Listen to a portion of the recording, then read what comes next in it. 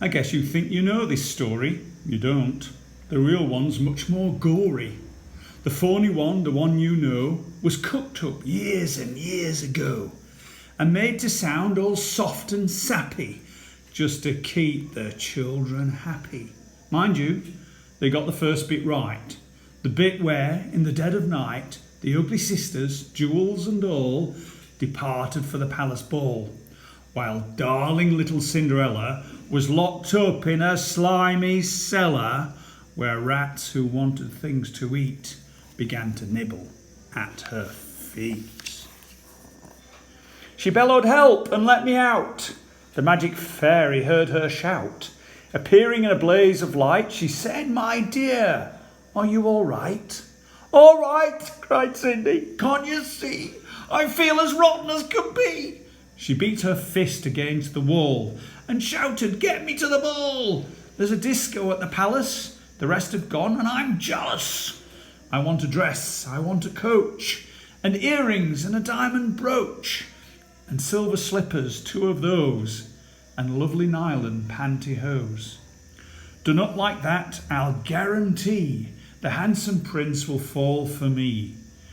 The fairy said, "Hang on a tick." She gave her wand a mighty flick, and quickly, in no time at all, Cindy was at the palace ball.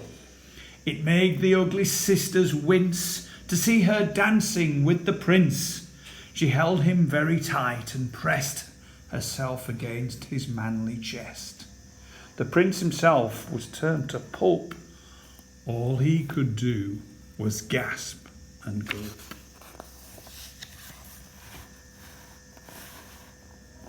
Then midnight struck. She shouted, "Heck!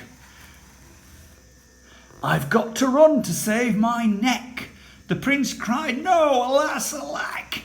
He grabbed her dress to hold her back, and Cindy shouted, "Let me go." The dress was ripped from head to toe. She ran out in her underwear and lost one slipper on the stair. The prince was on it like a dart. He pressed it to his pounding heart.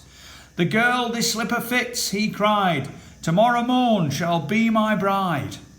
I'll visit every house in town until I've tracked the maiden down." Then rather carelessly, I fear, he placed it on a crate of beer.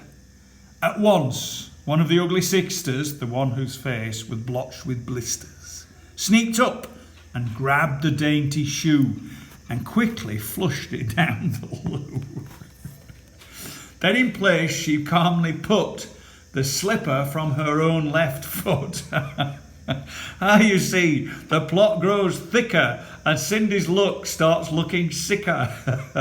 Next day the prince went charging down to knock on all the doors in town. In every house the tension grew. Who was the owner of the shoe? The shoe was long and very wide. A normal foot got lost inside. Also, it smelt a wee bit icky. The owner's foot or feet were hot and sticky. Thousands of eager people came to try it on, but all in vain. Now came the ugly sisters go. One tried it on. The prince screamed, "No!" But she screamed, "Yes, it fits, whoopee! So now you've got to marry me." The prince went white from ear to ear. He muttered, "Let me out of here." "Oh, no, you don't. You made a vow."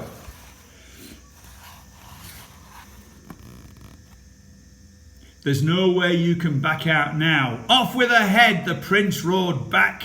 They chopped it off with one big whack. This pleased the prince, he smiled and said, "She's prettier without her head." Then up came sister number 2, who yelled, "Now I will try the shoe." "Try this instead," the prince yelled back, and swung his trusty sword, and smack! Her head went crashing to the ground. It bounced a bit and rolled around. In the kitchen, peeling spuds, Cinderella heard the thuds of bouncing heads upon the floor, and poked her own head around the door. "What's all the racket?" Cindy cried. "Mind your own biz," the prince replied. Poor Cindy's heart was torn to shreds. "My prince," she thought, "he chops off heads."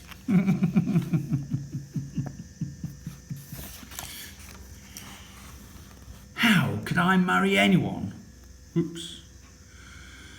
who does that sort of thing for fun. The prince cried, "Who's this dirty slut? Off with her nut, off with her nut." And then in all a blaze of light, the magic fairy hove in sight.